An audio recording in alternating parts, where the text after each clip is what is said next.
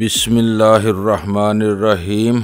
गुमनाम हीरो के मुअज़्ज़ज़ नाज़रीन, अस्सलामु अलैकुम। आइए चलते हैं कहानी की तरफ। शायद इसीलिए मुझे यहाँ भेजा गया है, ये कहते हुए मैंने बीम गन जेब से निकाल कर इसकी तरफ तान ली। तुम मुझे नहीं मार सकते, मुझे बताओ कि मेरा कसूर क्या है। वो होंठ बेंच कर हज़यानी अंदाज में बोला। इसे यकीन नहीं आ रहा था कि पल भर में सूरत हाल यूं इसके खिलाफ हो सकती थी। तुम्हारा कसूर हो या न हो, बस यही काफी है कि मैं तुमको मारना चाहता हूँ। मैंने इसे इश्तियाल दिलाने की नीयत से कहा। मकसद यही था कि बेबसी के आलम में वो ऐसी गैर जिम्मेदाराना बकवास शुरू करे जिसे बुनियाद बनाकर मैं गन बूट से आए हुए अमले के सामने इसे सजादबार ठहरा सकूं, क्योंकि इन लोगों को मैं बहरहाल अपनी मुट्ठी में रखना चाहता था। एक लम्हे के लिए यूं महसूस हुआ जैसे वो मुट्ठियां भेज कर मुझ पर टूट पड़ेगा, मगर वो कालीन पर एक ठोकर मार कर रह गया। तुम्हें देखते ही मेरा माथा ठनका था कि तुम्हारी नीयत खराब है, मगर ये अंदाजा नहीं हुआ था कि तुम मेरे ही गिरेबान पर हाथ डाल दोगे। शुबहा भी हो जाता तो वहीं बेदरेक गोली मार देता, लेकिन ये याद रखना कि मुझे मारकर तुम भी यहाँ से जिंदा सलामत न निकल सकोगे। आखा, मैंने खुश दिली के साथ कहा। जरा ठहरो, तुम दिलचस्प बातें कर रहे हो, हमें दूसरों को इसमें शरीक करना चाहिए। चलो अपने कमरे में चलो। इसने मुझे फाड़ खाने वाली नजरों से घूरा, मगर वो मेरे हुक्म की तामील करने पर मजबूर था। इसका कमरा बहुत पुरतअय्यश और कशादा था। वहाँ मौजूद पांचों अफराद ने हम दोनों को बड़ी हैरत से देखा। ये दगाबाज और मक्कार है। अपने कमरे में घुसते ही हाक फट पड़ा। ये मुझे मारना चाहता है। तुम सब मिलकर इसकी हड्डियां सुरमा कर दो और इसे बता दो कि हाक यहाँ इतना कमजोर नहीं है। बस मैंने दाड़ कर इसे खामोश कर दिया। मुझे इसीलिए यहाँ आना पड़ा है कि यहाँ शीब नहीं बल्कि तुम्हारी जात मजबूत है, मगर तुम्हारे मकरू ख्वाब कभी पूरे नहीं हो सकेंगे। ये कहकर मैं एली नूर के साथ गन बोट से आए हुए एक मुसल्ला मुहाफिज से मुखातब हो गया। तुम राहदारी में ठहरो, मैंने बाहर ड्यूटी देने वाले मुहाफिजों को भी बुलवाया है। वो आ जाएं तो इन्हें अंदर ले आना ताकि वो भी अपने आका का असली रूप देख सकें। वो मेरे जान निसार हैं। तुम्हारी बातों में आने की बजाय मेरे एक इशारे पर तुम्हें भून डालेंगे। हाक मौत को सामने पाकर तेजी के साथ बहकता जा रहा था और मैं केस मजबूत कर रहा था। अच्छा किया कि तुमने ये भी बता दिया कि मैं दोबारा बाहर जाते हुए मुहाफिज से मुखातिब हो गया। इन तीनों को अंदर लाने से पहले गैर मुसल्लह कर देना ताकि इस बेचारे को अपनी हैसियत का अंदाजा हो सके। तुम मेरा कुछ भी ना बिगाड़ सकोगे और खुद फना हो जाओगे। हाक चीखा। इसी तरह कलकला कर बद्दुआएं देते रहे तो शायद ऐसा भी हो जाए। तुम ये भूल रहे हो कि इस वक्त अपने आई मैन से मुखातब हो जो पूरी तरह अपने फैसलों को नाफज करने का इख्तियार रखता है। मेरे नजदीक अब तुम आई मैन नहीं बल्कि मेरे खून के प्यासे हो। मैं तुम्हें ठोकरों से उड़ा दूंगा। शायद सदमे से तुम्हारा दिमाग चल गया है, मैंने मुतासिफाना लहजा इख्तियार करते हुए कहा। माफी मांगने की बजाय तुम्हारी सरकशी बढ़ती जा रही है और मुझे अपने फैसले की दुरुस्तगी पर यकीन होता जा रहा है। तुम्हें खत्म करके मुझे एक फितने से निजात मिलेगी और थोड़ी देर बाद हम यहाँ से दूर खुले पानियों में तुम्हारे दर्दनाक अंजाम पर अफसोस कर रहे होंगे।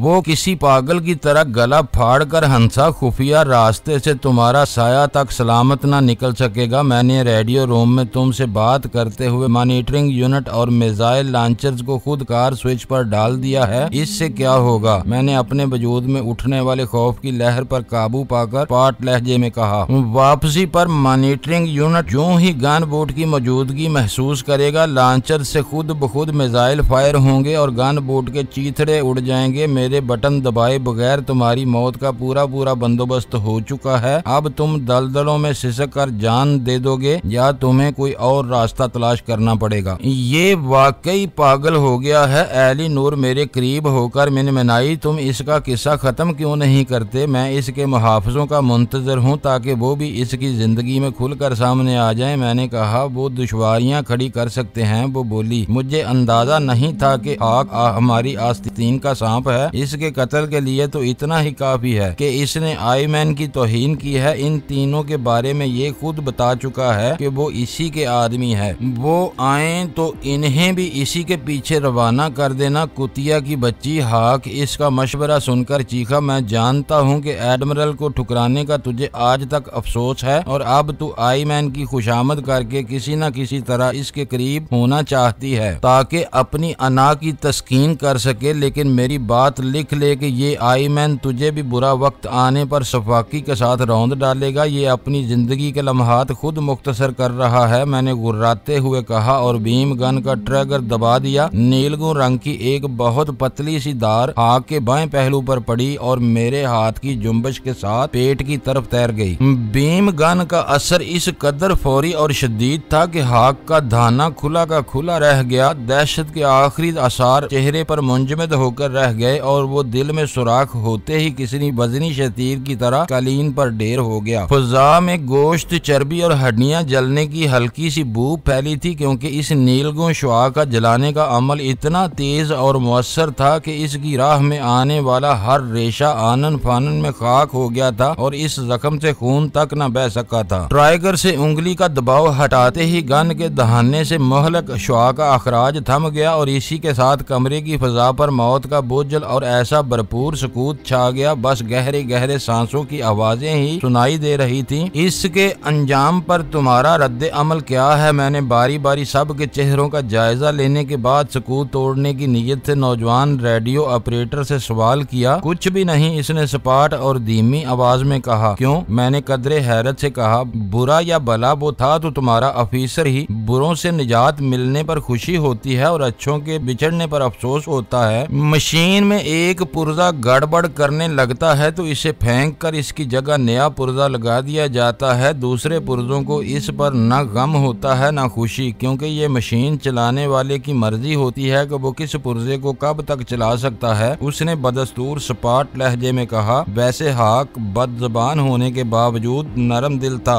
वो मारा गया है तो यकीनन इससे कोई नाकाबिले मुआफी जुर्म सरजद हुआ होगा। मैं इस मामले से बिल्कुल लातल्लक हूँ और तीनों मुहाफिजों के बारे में क्या ख्याल है कुछ नहीं कह सकता। वैसे वो हाक के मुंह चढ़े हैं। इसी वक्त कहीं करीब से बियाक वक्त कई राइफलें चलने की आवाज आई। इसी के साथ एक जिगर खराश अधूरी चीख सुनाई दी और वहाँ मौजूद सब लोग बुरी तरह चौंक पड़े। शायद हमारा आदमी मारा गया, एली नूर तशवीश ज़दा लहजे में बोली। वो इन्हें गैर मुसल्लह करना चाह रहा होगा और उन्होंने अपना असलहा इसके हवाले करने की बजाय इसी को भून डाला। होशियारी से बाहर निकलकर इन्हें घेरो। मैंने गन बूट से आए हुए बकिया दो मुहाफिजों से मुखातब होकर कहा, अगर वो हथियार डालने पर आमादा न हो तो बेदरेग इन्हें गोली मार देना। वो दोनों अपनी टामी गन्ने संभाल कर चौकन्ने अंदाज में दरवाजे की तरफ बढ़े ताकि बाहर निकलने से पहले राहदारी की सूरत हाल का जायजा ले सके। इस वक्त मेरी पूरी तवज्जो लम्हा भर के लिए इनकी तरफ मबजूल हुई और इसी असना में मेरी छठी हिस्स ने काम किया और मैं तेजी के साथ अपनी जगह छोड़कर पीछे पलटा तो बेस स्टेशन का बेजर्र और गैर जानबदार नजर आने वाला रेडियो ऑपरेटर फजा में जिस्त लगाकर मेरी तरफ आता नजर आया। इसके दोनों हाथ फजा में फैले हुए थे। शायद इसने मुझे बेखबर पाकर इज़्तिरारी तौर पर बीम गन पर कब्जा करने का इरादा कर लिया था, जो मेरी नजरों में नाकाबिले मुआफी जुर्म था। इससे वाकयात की पूरी तफसील का इल्म नहीं था, लेकिन एली नूर इसके सामने मेरे आई मैन होने का जिक्र कर चुकी थी, लिहाजा आई मैन के हथियार पर हाथ डालने की जिसारत संगीन जुर्म से कम नहीं थी। मैंने फैसला करने में जरा भी तखीर किए बगैर एक सेकंड के 1000वें हिस्से में बीम गन की नाल सीधी की और ट्रिगर दबा दिया। नीलगू शुआ इसकी खोपड़ी में उतरकर फजा में उड़ते हुए जिस्म में सरायत कर गई और वो जहां था वहीं एक गुटी गुटी सी चीख मारकर कालीन पर गिरा और हल्के से तशन्नुज के बाद बेजान हो गया।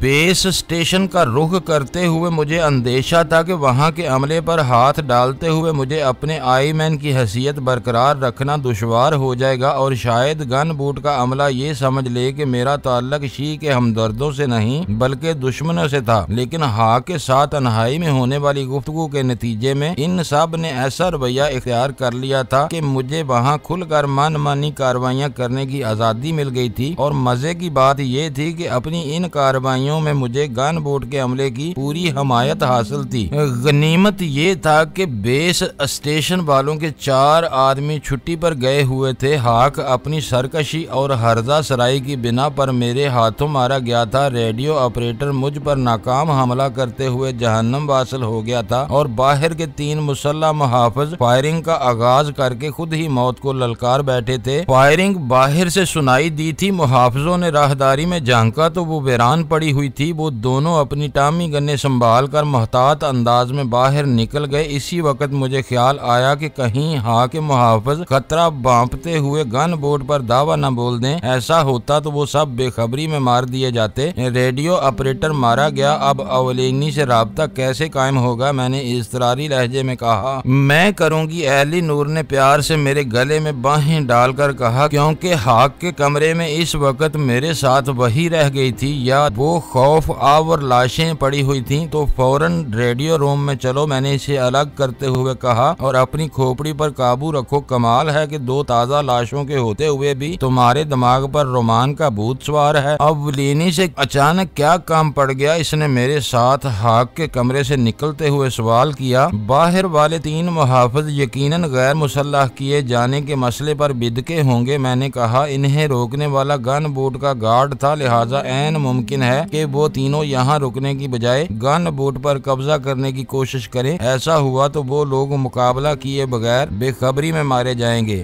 बात इसकी समझ में आ गई और इसने पैनल पर पहुंचते ही चंद स्विच ऊपर नीचे करके अवलीनी से राब्ता कायम कर लिया और बराह रास्त असल मौजू पर आ गई। बेस स्टेशन पर हाक ने आईमैन की बालादस्ती को तस्लीम करने से इनकार कर दिया है। इसके 3 मुसल्लह आदमी बाहर से फायरिंग कर रहे हैं। हो सकता है कि मायूसी के आलम में वो बर्थ की तरफ दौड़ लगा दें और गन बोट पर कब्जा होने की कोशिश करें। सीढ़ी हटाकर अपने आदमियों को होशियार कर दो। ओवर। फिक्र न करो, अरशे से मैं तनहा ही पूरी बटालियन को रोक लूंगा। अब रेडियो रूम में मेरी जरूरत तो बाकी नहीं रही। ओवर। अवलीनी का लहजा पुरजोश था। इस काल के बाद तुम्हें पूरी आजादी है। इस बार एली नूर की बजाय मैंने कहा, गन बूट को बचाने के लिए मेरी तरफ से तुम्हें हर कार्रवाई का इख्तियार है। जरूरत हो तो मेरे साथी के पास से रैम्बरा को भी हटा लेना। ओवर। एतमाद का शुक्रिया सर। अवलीनी की आवाज तशक्कर से लबरेज थी। बागियों में से जो भी जद में आ गया जिंदा न बच सकेगा। एहतियातन मैं गन बोट को बर्थ से दूर खुले पानी में लंगर अंदाज करा देता हूँ ताकि वो लोग हमारी बेखबरी में कमांड डालकर ऊपर न आ सकें। खतरा टलते ही हम बर्थ पर आ जाएंगे। ओवर। मुझे एहसास है कि तुम्हारे पास नफरी कम है, जैसा चाहो कर सकते हो। Wish you good luck. Over and all. मैंने गुफ्तगू का सिलसिला मुनक़ता कर दिया। यहाँ तो ऐसा मालूम हो रहा है जैसे लोग मुद्दत से भरे बैठे थे। एली नूर ने हैरत से कहा, मगर हमें इनके साथ रहने के बावजूद कभी इनके बागियाना अजाइम का अंदाजा नहीं हो सका। लेकिन मैं दूर होने के बावजूद इन हालात से बेखबर नहीं था। मैंने संजीदगी के साथ कहा, ये तो मैं बार बार कह रही हूँ कि तुम लोग आम सतह से बहुत बुलंद हो। तुम्हारी सोच और फैसलों के अंदाज को समझना हम जैसों के बस का रोग नहीं। ऐसा न होता तो शी आज आलमगीर सतह पर काम न कर रही होती। इसी वक्त इमारत के करीब से टामी गन की खौफनाक तड़तड़ाहट सुनाई दी और चंद सानियों बाद यके बाद दीगरे राइफल के 2 फायरों के होलनाक धमाके गूंजे और मेरे मुंह से बेइख्तियार इत्मीनान का एक गहरा सांस आजाद हो गया।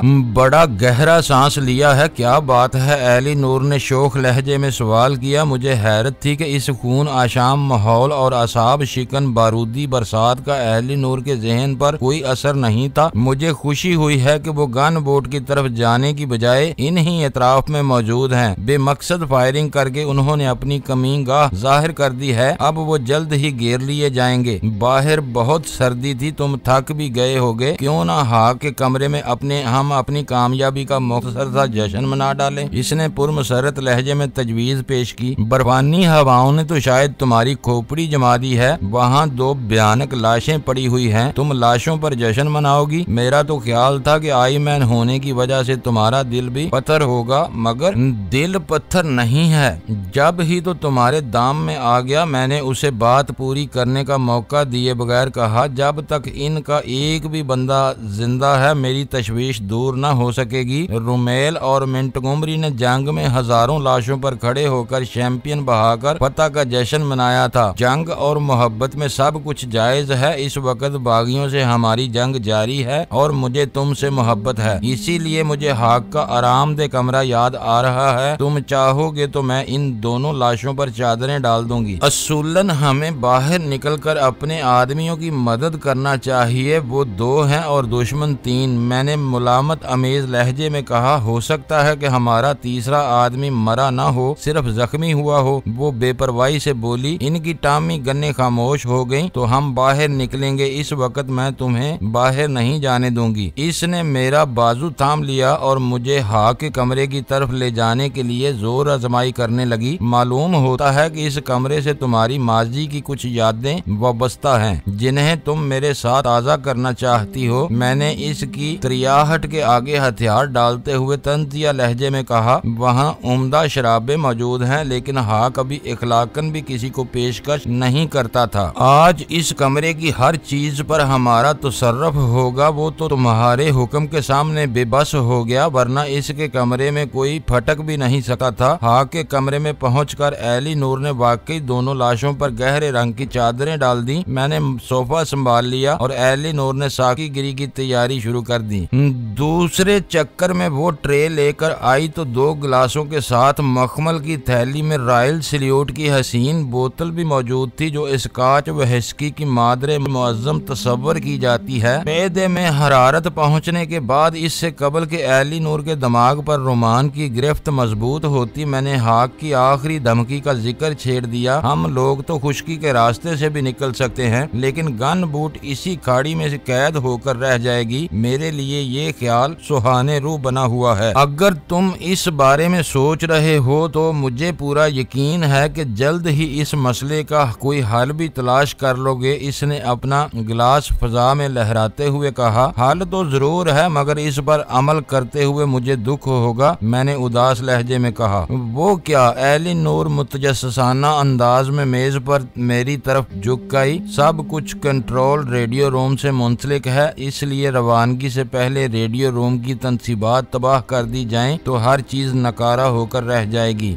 जरूरी नहीं कि ऐसा ही हो, वो बोली। मुमकिन है कि मॉनिटरिंग यूनिट और लॉन्चेस में बराह रास्त कोई तल्लक हो। फिर इसका स्विच रेडियो रूम में कैसे आ गया? ये कहकर मैंने कदरे तवक्कुफ किया, फिर खुद ही बोला, हर लॉन्चर में एक मिसाइल होगा। हम रवानगी से पहले बटन दबाकर सारे मिसाइल फायर कर देंगे। इस तरह हमारे लिए कोई खतरा नहीं रहेगा। रेडियो रूम की तनसीबात भी एहतियातन तबाह करना होगी, ताकि कोई दूसरा ट्रैप हो तो वो भी नकारा हो जाए। ये हो सकता है, वो सर हिलाते हुए बोली। लॉन्चर्स की लोडिंग तक तो खुद ही करना पड़ती है। एक एक मिसाइल फायर करने के बाद तमाम लॉन्चर्स नकारा हो जाएंगे, मगर इसमें एक खतरा है। मैंने अपना गिलास खाली करते हुए कहा, हमें कुछ इल्म नहीं कि लॉन्चर्स किस रुख पर नस्ब हैं। अगर अंधाधुंध फायर बटन दबा दिया जाए तो कोई मिसाइल इधर या गन बूट की तरफ भी आ सकता है। ये सब तुम सोचते रहो, मुझे तो सुरूर आ रहा है। वो दोनों गिलास भरते हुए बेपरवायाना लहजे में बोली, इस वक्त तो मौसीकी सुनने को दिल चाह रहा है। बाहर से वक्फे वक्फे से टामी गनों और राइफलों का शोर उभर रहा था। ऐसा मालूम हो रहा था जैसे दोनों फरीक एक दूसरे की पोजीशन से आगाह होने के बाद मुकाबले पर डट गए हों। एली नूर अपनी ख्वाबनाक तस्वुरात की दुनिया में मगन थी और मेरी समझ में नहीं आ रहा था कि इस सूरत हाल से कैसे निकला जाए। इम्कान ये था कि लॉन्चर्स का रुख इस खुफिया आबी गुजरगाह की तरफ होगा, जिसकी हिफाजत के लिए मॉनिटरिंग के आलात लगाए गए थे। लिहाजा मैंने काफी सोच विचार के बाद फैसला किया कि आखिरी तजवीज ही मुनासिब थी, जिस पर अमल की इब्तिदा फौरी तौर पर की जा सकती थी। मैं हा की मेज की तरफ गया तो एली नूर भी मेरे साथ लगी चली आई। मेज पर हर लॉन्चर के लिए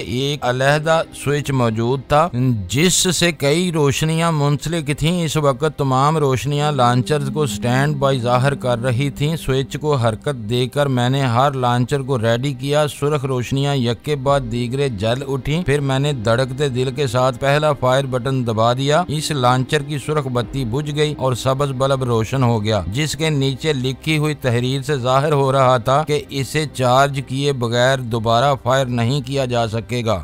बमुश्किल चंद सेकंड गुजरे थे कि फजा में एक गुटा गुटा सा मगर शदीद धमाका हुआ और जमीन लरज कर रह गई। आवाज से मालूम होता था कि मिसाइल जेरे आब फटा है। एली नूर बोली, इसकी आवाज पर खुमार के हल्के हल्के असरात नुमाया हो चुके थे और अब दूसरा। ये कहते हुए मैंने दूसरा बटन दबा दिया। थोड़े से वक्फे के बाद दूसरा मिसाइल का धमाका ज्यादा शिद्दत के साथ सुनाई दिया और पूरा कमरा लरज कर रह गया। मेरा अंदाजा था कि दूसरा मिसाइल दार पहाड़ियों से टकराकर फटा था। मुझे ख्याल हुआ कि कहीं गन बूट वाले इन धमाकों से हरासा न हो जाएं, लिहाजा मैं एली नूर को वहीं छोड़कर रेडियो रूम की तरफ हो लिया। इसे एक बार गन बोट से रेडियाई राब्ता कायम करते हुए देखकर मैंने इस ऑपरेटस का इस्तेमाल बखूबी समझ लिया था और खुद इससे काम ले सकता था। रेडियो रूम में दूसरी तरफ से पहले ही ओवलेनी चीखे जा रहा था। मैंने अंदर घुसते ही बटन दबाकर इसकी कॉल की मौसूली का इशारा दिया और वो फौरन ही शुरू हो गया। अभी अभी दो खौफनाक धमाके हुए हैं, पहला समंदर में और दूसरा चट्टानों में हुआ। दूसरा मिसाइल मैंने खुद फजा में उड़ते देखा था। हम शदीद खतरात से दो चार हो चुके हैं। ओवर। खतरात टल रहे हैं। मैंने कहा सिर्फ दो धमाके और होंगे, इसके बाद रास्ता साफ हो जाएगा। तुम बेफिक्र रहो, कोई मिसाइल तुम्हारी तरफ नहीं आएगा। ओवर। खुदा का शुक्र है। गहरे सांस के साथ ओवलेनी की आवाज उभरी। मैं तो समझ रहा था कि हमारे दुश्मन गन बोट की तलाश में मिसाइल फायर कर रहे हैं और किसी भी लम्हे हमें गर्क कर देंगे। ओवर। मैं जवाब भी नहीं दे पाया था कि अचानक तीसरा धमाका हुआ और फिर फौरन ही इन सब से शदीद चौथा धमाका भी हो गया जिसने मुझे बुखला कर रख दिया। ओवलेनी कॉलिंग। दो धमाके और हुए हैं। रेडियो ऑपरेटर्स पर ओवलेनी की खौफजदा आवाज उभर रही थी। आखिरी धमाका हमारे बहुत करीब समंदर में हुआ है और पूरी बोट लर्ज कर रह गई है। ओवर। फिक्र न करो, अब सुकून रहेगा। Over and all. मैंने अपने गुस्से पर काबू पाते हुए कहा और सिलसिला मुनक़ता करके बिन्नाया हुआ आगे कमरे की तरफ हो लिया।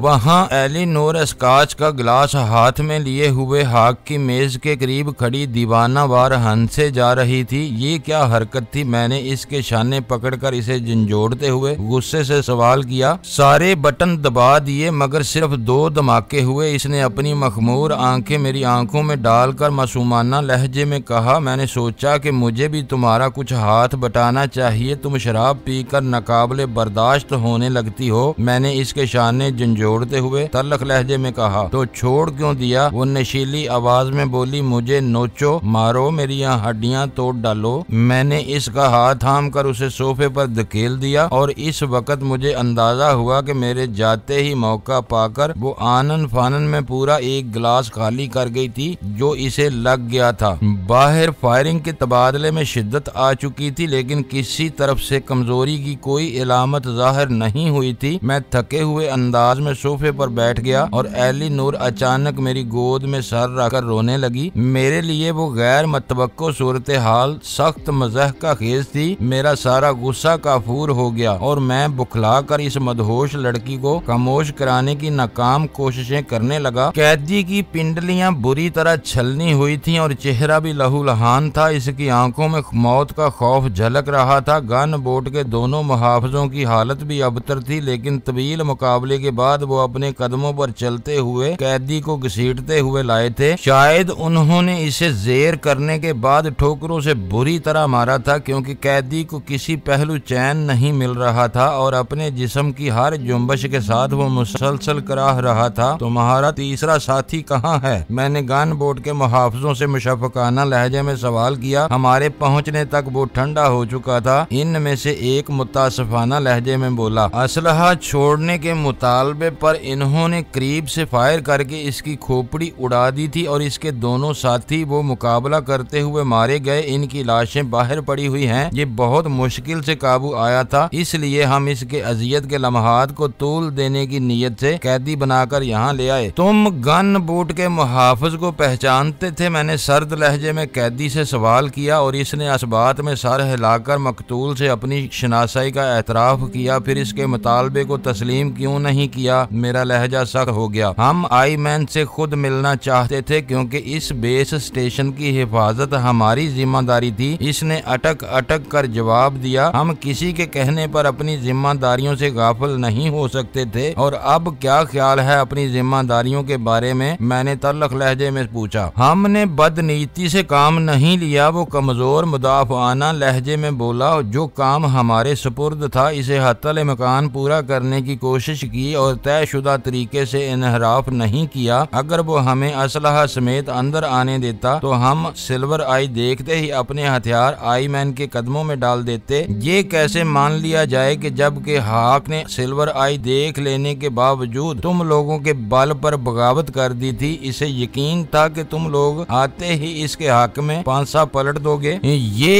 इसकी खाम ख्याली थी। वो कराहते हुए बोला। वो हमारा अफसर जरूर था, मगर हमारी वफादारियां इसके नहीं। शी के साथ ही मैंने गन बोट के एक मुहाफिज को इशारा किया और हाक के कमरे की फजा टॉमी गन की आवाज से गूंज उठी। कैदी का सीना और चेहरा बुरी तरह छलनी हो गया और इस नीम जान ने फौरन ही जान दे दी। मेरे नजदीक इसे जिंदा रखना अपना वक्त बर्बाद करने के मुतरादिफ होता, क्योंकि वो बहुत निचली सतह का आदमी था और इससे कोई ऐसी बात मालूम होने की उम्मीद नहीं थी जो मेरी महम के लिए सूदमंद साबित होती। वैसे मेरी बुनियादी हिकमत अमली ये थी कि गन बोट के बेस स्टेशन की तबाही के किसी भी चश्मदीद गवाह को जिंदा न छोड़ा जाए, ताकि शी के आला ओहदेदारों को अपने असल हरीफ का कोई सुराग न मिले। इस अड्डे की तबाही का राज इसी वक्त फाश हो सकता था जब शी वाले बाहर से राब्ता कायम करने की कोशिशों में नाकामी के बाद कोई तफ्तीशी महम इधर रवाना करते जो खंडरात और चंद लाशें दरियाफ्त करके वापस लौटती, या फिर अगली शाम छुट्टियां गुजार कर वापस आने वाले इस तबाही की इतलात समेत अपने किसी करीबी अड्डे से रजू करते। अब रेडियो रोम की सारी तनसीबात को तबाह कर दो। मैंने जख्मी मुहाफिजों से मुखातब होकर कहा, ऐसा न हो कि वहाँ से अब भी कोई खतरनाक सर्किट ऑपरेट होने का इम्कान हो। गन बोट की वापसी से कबल हमें खतरे के हर इम्कान का सद्देबाब करना होगा। मैंने वो तफसील इसलिए बयान की कि वो मेरे फैसले के जवाज को भी समझ लें। बसूरत दीगर इनके जहनों में शी से मेरी वफादारी के बारे में संगीन शुबहात जन्म ले सकते थे। इजाजत हो तो रेडियो रूम में पेट्रोल फैलाकर आग लगा दें। एक मुहाफिज ने झिझकते हुए सवाल किया, ऐसा न हो कि तोड़ फोड़ में कोई अहम चीज तबाह होने से रह जाए। इस फैसले पर मैं खुश नहीं हूँ, लेकिन हमारी सलामती के लिए ये नागजीर है। मैंने गंभीर लहजे में कहा, जब तबाह करना ही है तो आग लगा दो, हर चीज को खाकस्तर कर दो। सवाल करने वाले ने मेरा शुक्रिया अदा किया और वो दोनों हाक के कमरे से निकल गए। अब तुम भी उठो वरना यूं ही कोयला बन जाओगी, मैंने एलिनोर से कहा। मैं इस वक्त खुद को फूलों से भी हल्का महसूस कर रहा हूँ, इसने ख्वाबनाक लहजे में कहा। तुम कितने अच्छे हो कि मेरा इतना ख्याल रखते हो। तुम्हारी बाहों में मुझे मौत भी आई तो वो बहुत हसीन होगी। उठो, मेरा पेट्रोल के शोलों में जल मरने का कोई इरादा नहीं, मैंने चिल्ला कर कहा। वो दोनों पेट्रोल के कनस्तरों की तलाश में गए हैं और जल्द ही वापस लौटेंगे। और ये तीनों लाशें, इसने उठते हुए सवाल किया, अपने गुनाहों की चिता में खुद ही जल जाएंगी। मैंने ये कहते हुए रॉयल सैल्यूट की बोतल उठा ली जो अब निस्ब से ज्यादा भरी हुई थी। मैं सब कुछ सुन और देख रही थी। वो कमरे से निकलकर राहदारी में मेरे साथ नक्काशी के रास्ते की तरफ बढ़ते हुए सरूर अमेज लहजे में बोली, लेकिन बोलने को दिल नहीं चाह रहा था। तुम्हारा हर फैसला अटल और बहुत निपा तुला होता है, जिस पर किसी हरफ गेरी की गुंजाइश नहीं होती। रेडियो रोम की तबाही का फैसला तुम्हारे लिए तकलीफ दे लेकिन नागजीर था। आदमी को बहुत सी तकलीफ दे बातें बर्दाश्त करना पड़ती हैं। लाइक करें, शेयर करें और कमेंट्स बॉक्स में पाक आर्मी जिंदाबाद, पाकिस्तान पाइंदाबाद का नारा जरूर दर्ज करके अपने मुल्क पर फख्र करें और पाकिस्तान की बुनियादें मजबूत करने में अपना किरदार अदा करें। वीडियो देखने का शुक्रिया। मुअज़्ज़ज़ नाज़रीन, अपना ख्याल रखिएगा और हमारे चैनल का भी। ISI पाक आर्मी जिंदाबाद, पाकिस्तान पाइंदाबाद।